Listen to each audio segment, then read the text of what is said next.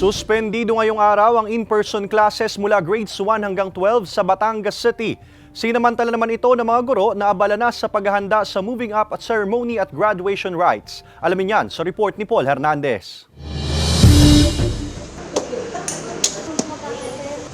Naghahabol tapusin ng mga guro ng Batangas City East Elementary School ang mga program para sa moving up ceremony at recognition day nila sa May 29. Walang in-person classes ngayong araw sa Batangas City dahil sa bagyong Aghon. Kaya sinasamantala nila ang pagkakataon. Para po ito sa aming mga stakeholders, sa mga honors namin, yung mga may awards po, parents. Siguro po sa lalong madaling panahon na mai-distribute namin kung sino man po yung dapat namin bigyan. Ayon sa DepEd Batangas City, mga nagkukumpleto na lang sa end of school year requirements ang karamihan sa mga estudyante.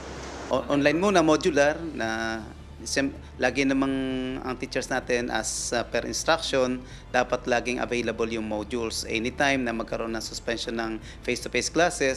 Sa May 29 hanggang 31 ang mga nakatakdang araw para sa graduation rites at moving up ceremonies ng public schools. Mahigpit daw itong susundin ng mahigit sa 100 paaralan sa lungsod.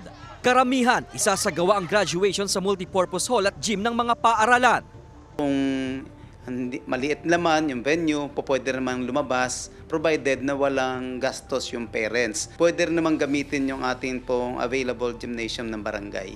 Pagsapit ng June 1, wala na raw dapat gawin ng mga guro lalo't may nakatakdang bakasyon ng 1 buwan para sa kanila. Paul Hernandez, Balitang Southern Tagalog.